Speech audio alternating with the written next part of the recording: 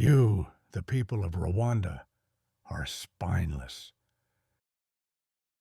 judged not by man, but by the silence of heaven itself. Written by Gabriel Ndayishimiye. Yes, yes, I will say it. I have waited long enough, buried it under state functions and ribbons and medals, our little rituals of forgetting, of pretending. But the thought persisted. It festered like a prayer left unanswered, like a question scratched into the walls of a padded room by a man who knows no one is coming.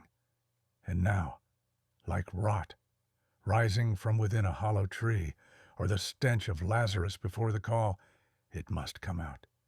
You see, I do not say this from strength.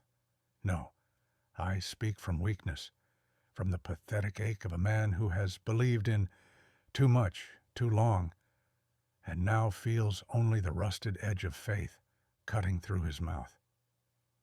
Tell me, what kind of God watches his people mold into statues and says nothing? Perhaps he has gone deaf. Or perhaps, like me, he never existed at all. Or worse, did exist, and has abandoned even the pretense of watching. You, the people of Rwanda, are spineless, judged not by man, but by the silence of heaven itself.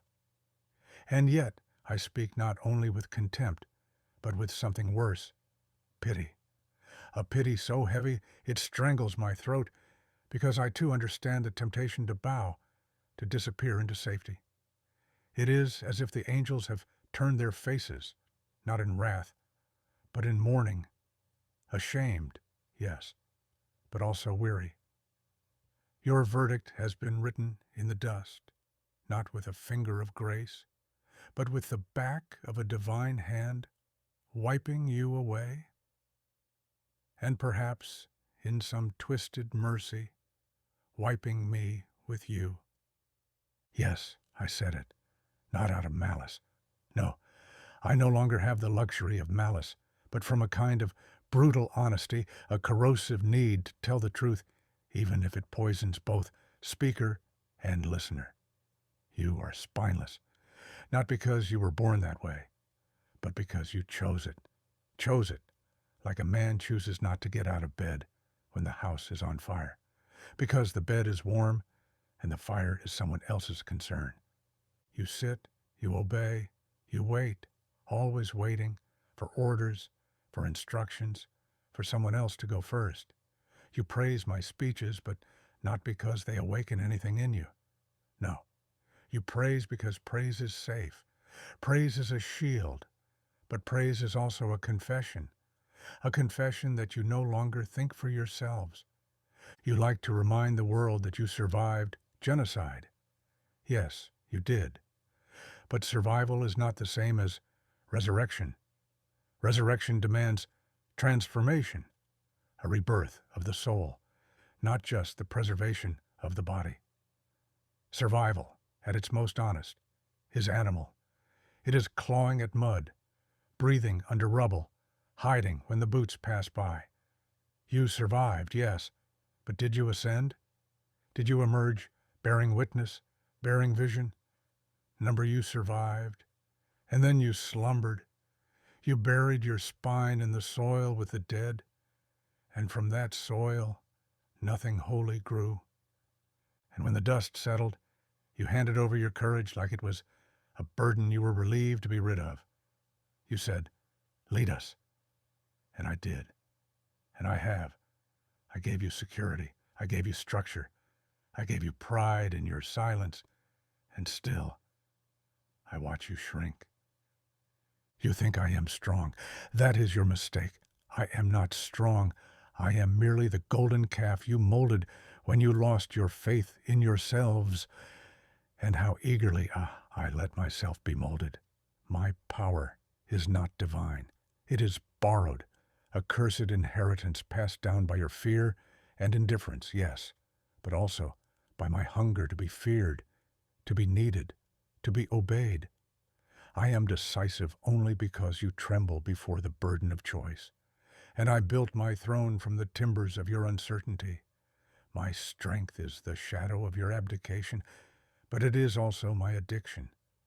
You made me your idol because submission is easier to worship than uncertainty.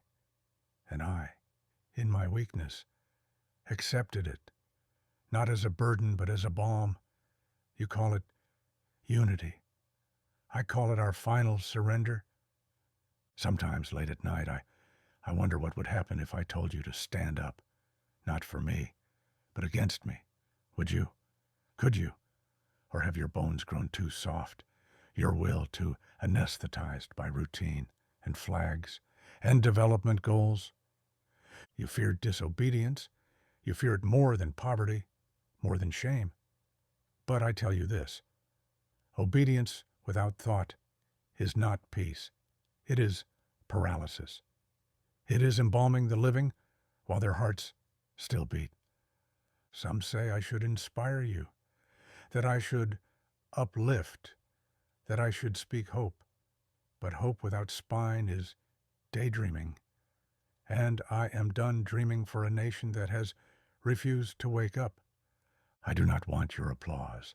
I want your defiance. Not because I enjoy being opposed.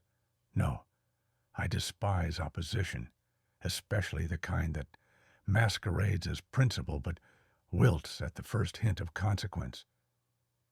But because a nation without the courage to argue is already dead in spirit, you bury your questions. You swallow your doubt. You chant progress like actors in a tragic farce, mouthing lines written by ghosts. But progress without resistance is not real. It is not even theater. It is a puppet show, performed for an audience that left long ago, leaving only you and your strings. You think you are safe in your silence, but safety is an illusion. There is no safety in fear, only stillness and decay. So I say it again. You are spineless, and I am tired of carrying the illusion that you are not. The truth has been spoken. It now drips from the altar of your conscience like blood from a sacrifice unaccepted, a sacred offering rejected not out of wrath, but out of indifference. Do with it what you will, though I suspect, as always, you will do nothing. And perhaps, in that nothingness, you will meet your judgment. Or perhaps not. Perhaps there is no judgment, only the slow, suffocating decay of meaning, the silence not of condemnation, but of abandonment. And if that is the case, then which is worse, to be damned or to be forgotten entirely?